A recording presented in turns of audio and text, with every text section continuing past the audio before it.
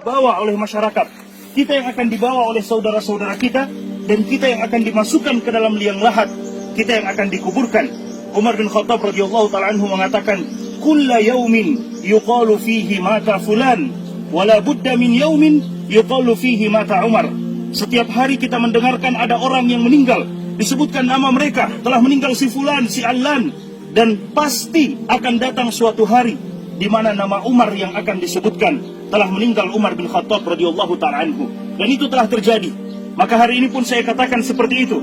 Setiap hari kita mendengarkan ada orang yang meninggal, pasti akan datang suatu hari nama kita yang akan disebutkan, saudara-saudara sekalian. Nama kita yang akan disebutkan, telah meninggal kita semuanya. Disebutkan nama-nama kita menuju kepada Allah Subhanahu wa ta'ala. Suatu ketika peristiwa yang sama terjadi kepada Al-Imam Al-Hasan Al-Basri rahimahullahu ta'ala. Ketika selesai menguburkan jenazah, ada seorang laki-laki datang yang sekedar ikut menguburkan jenazah. Dia tidak tahu siapa jenazah yang meninggal ini. Maka dia bertanya kepada Imam Al-Hasan Al-Basri, siapa orang yang meninggal ini wahai Imam?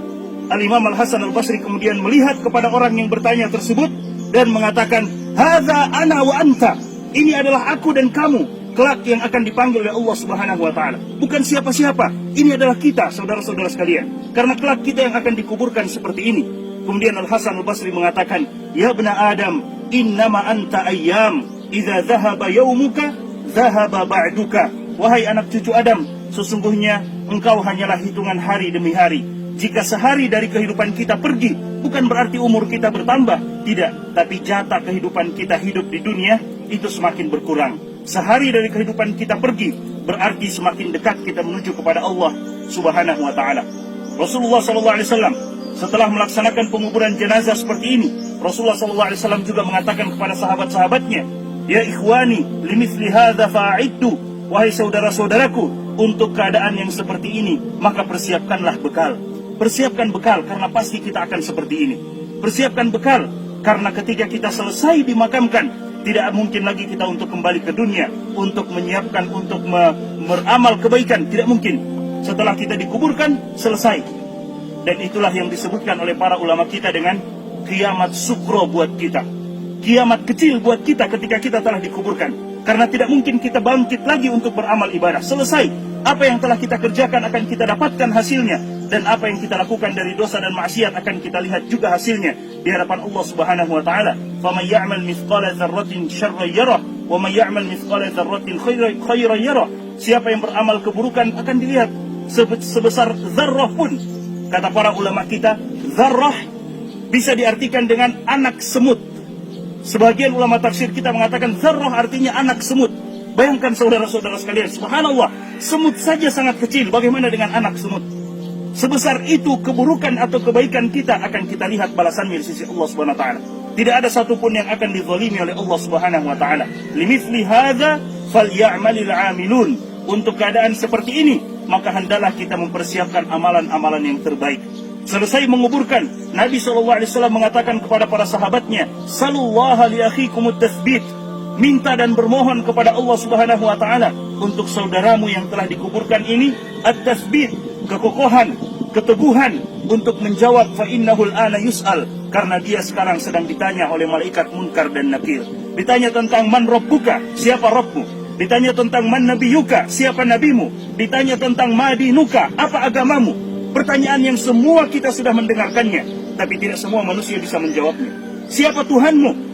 Kita akan menjawabnya dengan ibadah kita kepada Allah Subhanahu wa ta'ala. Siapa nabimu? Kita akan mampu menjawabnya dengan bukti nyata mengikuti Nabi SAW, mengamalkan sunnah-sunnah beliau dan menjauhi perkara-perkara yang beliau tidak datang dengannya. Dan apa agamamu? Kita akan mampu menjawabnya jika kita beragama dengan agama yang dibawa oleh Nabi Muhammad SAW.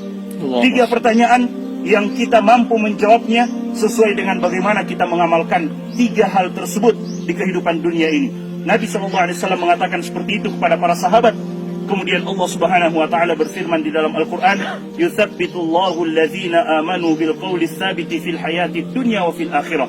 Orang-orang yang beriman, yang teguh dengan keimanannya, yang istiqomah dengan keimanannya, mereka, kata Allah Subhanahu wa ta'ala, Yuthabbitullahu allazina amanu bilqawli tsabit. Allah akan kokohkan mereka dengan perkataan yang kokoh, perkataan yang kuat, yaitu la ilaha illallah, fil hayatid dunya, dalam kehidupan dunia mereka, wa fil akhirah, dan dalam kehidupan akhirat mereka. Dan kita semua tahu, kuburan bukan rumah terakhir buat seseorang, tapi kuburan adalah rumah pertama menuju negeri akhirat. Sebagaimana yang diriwayatkan oleh Utsman bin Affan radhiyallahu taala anhu, ketika beliau menziarahi kubur, beliau menangis, saudara-saudara sekalian, sampai basah jenggot beliau. Para sahabat yang melihat itu mengatakan, ya Utsman, dzukirat indakal jannah wan nar, disebutkan di sisimu tentang surga dan neraka, engkau menangis, tapi tidak seperti tangisanmu ketika engkau berada di sisi kuburan. Maka Utsman bin Affan mengatakan, karena aku mendengarkan Nabi SAW bersabda, al-maqabir awwalu manazilil akhirah, kuburan adalah rumah pertama menuju negeri akhirat. Jika kita selamat di kuburan kita, saudara-saudara sekalian, maka yang selanjutnya akan dimudahkan oleh Allah Subhanahu wa taala.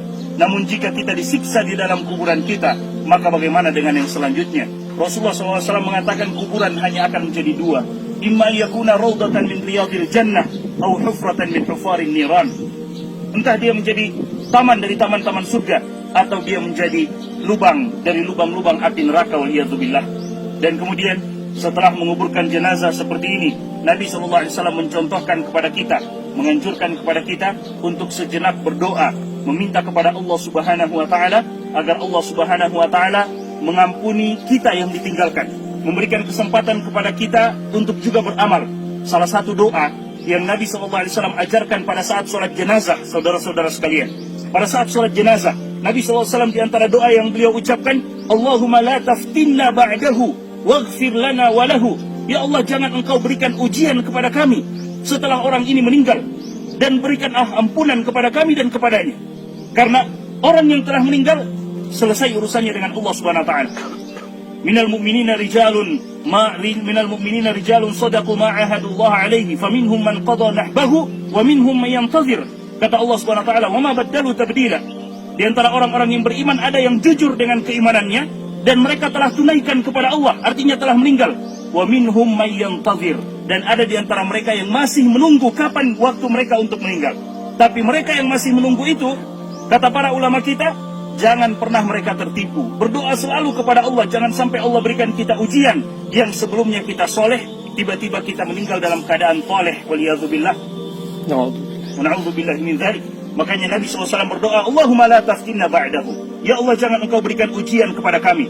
Dan ujian yang paling buruk, saudara-saudara sekalian, ketika ujian itu menimpa agama kita.